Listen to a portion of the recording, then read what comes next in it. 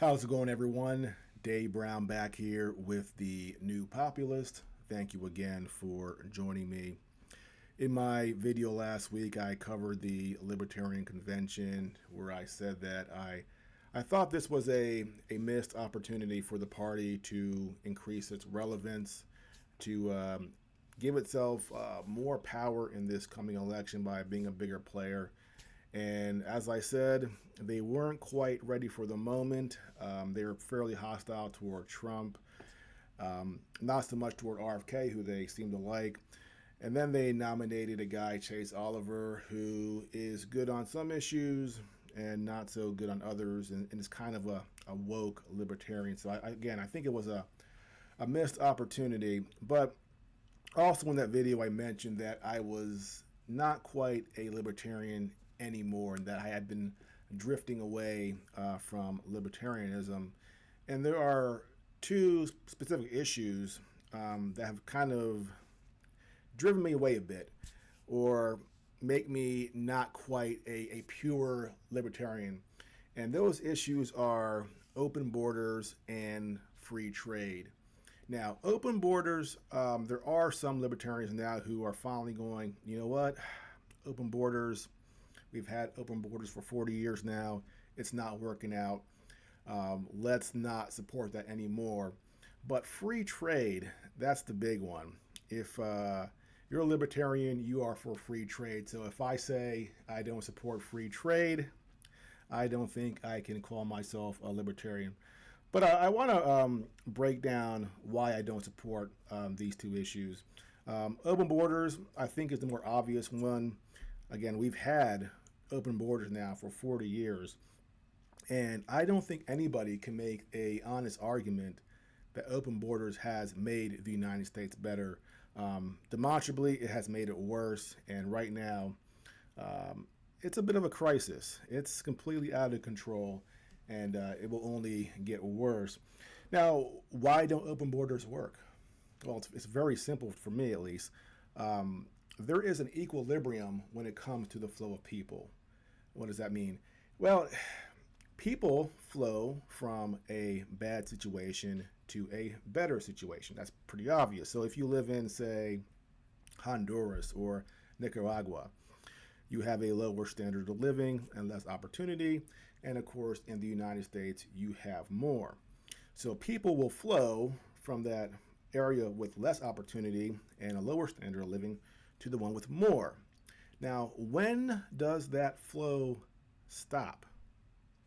That flow stops when there is no longer an advantage for people in Central America and other poor countries to leave their countries to come to the United States.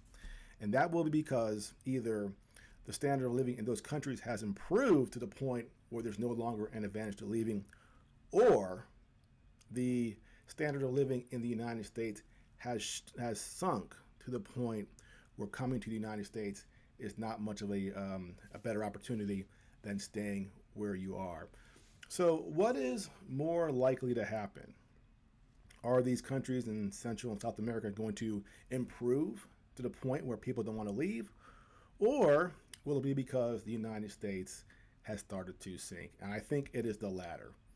There is no evidence out there that those countries are going to radically improve anytime soon.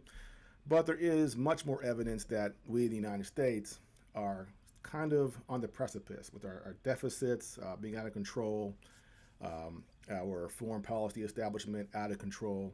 We are much more likely to see a drop in our standard of living than those countries are to see their standards of living increase. So eventually, over the next 20, 30, 40 years, we will see that equilibrium. And it will be because the United States standard of living has dropped. So that is why I don't support open borders. Now, free trade. This is a big one for libertarians, and I used to be for free trade, and I still am. In principle, it is fine. You want people to be able to move goods freely without the government intervening. And here's the problem. Free trade works within the United States, where you have one government and the free movement of people, but it doesn't work in practice across international borders in a world where you have 195 different countries. And each country has their own government, own type of government, a different standard of living, a different population, different culture, different religions, different resources, different goals. And each of these countries, by the fact that they're separate in each sovereign state, are innately competitive with one another. So while one country, has a certain, viewpoint of how they want to engage in economic activity, another country might be going, well, let's take advantage of that, what they're doing, and see if we can game the system for our benefit. Example, China wants to have more industry, wants to have more investment. So what do? They keep the price of their currency low to encourage more investment. So they actively, the government of China, manipulates their situation to take advantage of other countries who are not doing that back to them, which is something that Trump talks about a lot. Like he says, they're smart. They're taking advantage of us and we let them. Well, we're not letting them. Somebody in the United States is winning. It's the corporations who are making a lot of money. Now, the rest of us, we're not winning, but someone's winning in that equation. And but in totality, though, it is not good for the country, which is why we need to have some response to other countries who use unfair practices to benefit themselves. And it's not just China. Every country does this. So free trade is a great concept, except when you have a world where countries are competing against one another. And it's not just economic benefits. There's also the issue of national security. What happened during the pandemic? Again, China. We had a lot of our production in China as far as masks and as far as antibiotics. And when the pandemic hit, all of a sudden, those supply chains stopped and China started hoarding all these supplies. So it's an issue when you have critical industry in other countries when something like a pandemic hits. And when we started complaining about the fact that China was hoarding these masks and other things, they said, by the way, we make a lot of your antibiotics. You guys keep on chirping, maybe something might happen there as well. And maybe you won't get those.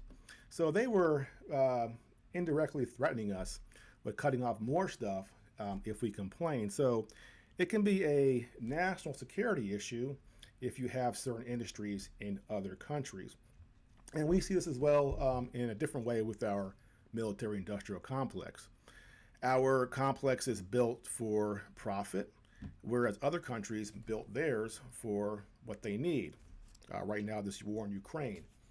Russia, despite the fact that their economy, as the detractors like to point out, is the size of Texas, is outproducing all of NATO when it comes to armaments. Why is that? Because they have a structure that is built for what they potentially need, not what is built for profit like ours. And what do those industries use? Metals, for example. And if you don't have a production of metal in your own country, steel and other things, when you need them for a wartime situation, you're behind the eight ball.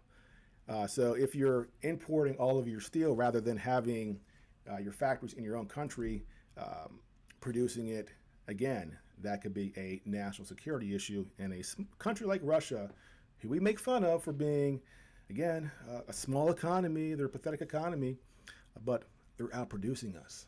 Why? Because they understand what happens if you outsource production and don't have that production ready to be put online in your own country when you need it. So for those reasons, I don't support free trade. Now, I do want to encourage as much free trade as possible. So I want our people within our government, when they negotiate trade arrangements, to be, smart about it and try to maximize free trade. But when there's those situations where it's not possible for all the reasons I mentioned, they have to be smart about it. So I'm not inherently antagonistic toward free trade, but in the current setup of the world where we have competing nation states, it is simply not possible. So those two issues, kind of not make me a libertarian, not 100%.